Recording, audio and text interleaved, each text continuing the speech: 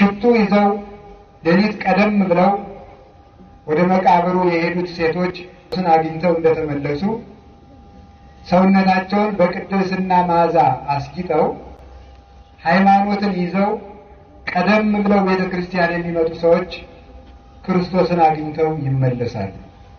በዚህ እርግጠኞች እንሆናለን። ከዛ መጨረሻ ላይ ከዚህ ቤተ ክርስቲያን መጥተን እናስቀድሳለን። ሃይማኖታችን አሐዱ አብ ቅዱስ፣ አሐዱ ወልድ ቅዱስ፣ አሐዱ ውእቱ መንፈስ ቅዱስ ብለን እንመሰክራለን። እሱን አምነን ሰልፍናችን እንድናስወግድ የተቀመጣችሁ ተነሱ ይባልልናል። ገነትን መንግስተ ሰማያትን የክርስቶስን መምጣት እንድናስብ ሞታችን ትዝ እንዲለን ወደ ምስራቅ ተመልከቱ እንባላለን። እግዚአብሔር ብዙ ነገር ሰጥቶናልና ለሱ መልካም ነገር መመለስ ስላለብን ተሰጥኦውን መልሱ ይለናል።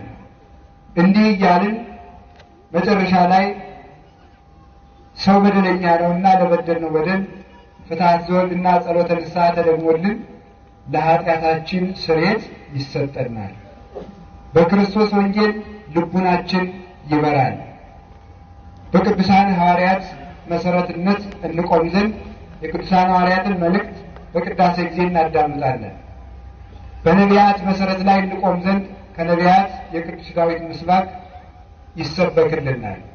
በነቢያትና በሐዋርያት መሰረት ላይ የቆመች ቤተ ክርስቲያን መሆኗን ለማስረዳት ይህ ሁሉ ከተደረገልን በኋላ እንደ ቸርነትህ እንጂ እንደ በደላችን አይሁን ብለን አንተ እንደ ቸርነትህ ስጠን እንጂ እንደ በደላችን ሥጋውን ደሙን ለመቀበል የተዘጋጀን አይደለንም ብለን ምሕረቱን እንለምናለን። ከዚህ በኋላ ሰግደን በሶስት ምክንያት ዲያቆኑ ስግዱ ሲለን እንሰግዳለን። በመስገዳችን መጀመሪያ ከአፈር ነው የፈጠርከኝ ማለታችን፣ ሁለተኛ ሰግደን መነሳታችን በኃጢአት ብሰናከል በንስሐ ታነሳኛለህ ማለታችን ነው። ሶስተኛ መስገዳችን ኋላ አፈር መሆን አይቀርምና መልሰህ በትንሣኤ ታስነሳኛለህ ማለታችን። ያንን መስክረን ሰግደን እግዚኦ መሐረነ ክርስቶስ ምንም ቢሆን ብንሰግድም ብንጸልይም እንደ ምሕረትህ እንደ ይቅርታህ ይቅር በለን እንጂ በአንተ ፊት መቆም የሚቻለው የለም ብለን እግዚኦ መሐረነ ክርስቶስ ብለን አቤቱ ይቅር በለን ብለን እንማጸነዋለን። በዚህ ሁሉ ካራራነው በኋላ ቅዱስ ሥጋውን ክቡር ደሙን እንቀበላለን።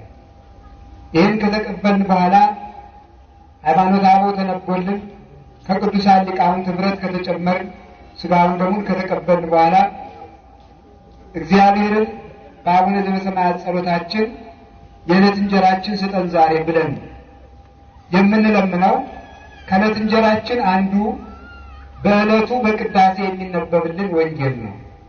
ይህንን ተተርጉሞ አሁን በዚህ ሰዓት የዕለት እንጀራችሁን ክርስቶስ እየሰጠ ነው። ለማስተማር ወይም ደግሞ ዕውቀት ለማካፈል አይደለም እዚህ የቆምኩት እኔ።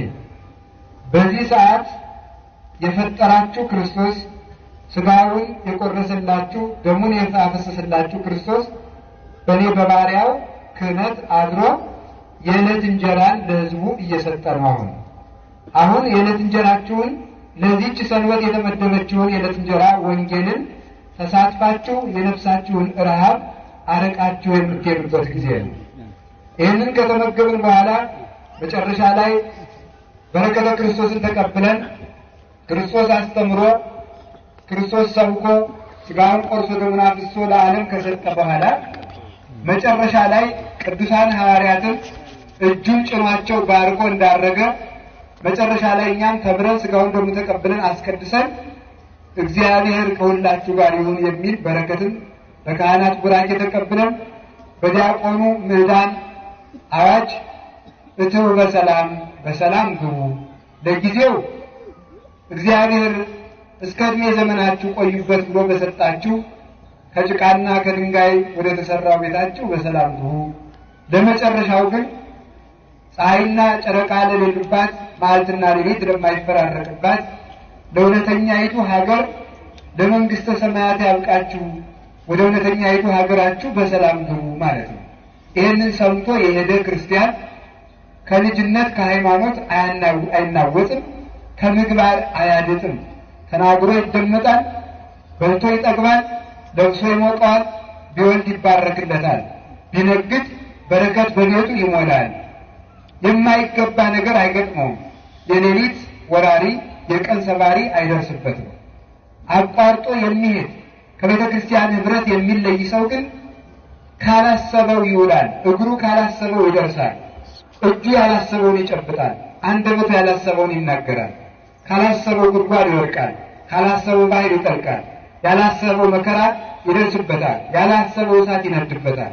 ስለዚህ የእግዚአብሔር ቤተሰቦች ሁልጊዜም ቤተክርስቲያን ስትመጡ ተረጋግታችሁ ሰምታችሁ የክርስቶስን ቃል ሰምታችሁ መሄድን አታቋርጡ። እግዚአብሔር ከሁላችን ጋር ይሁን።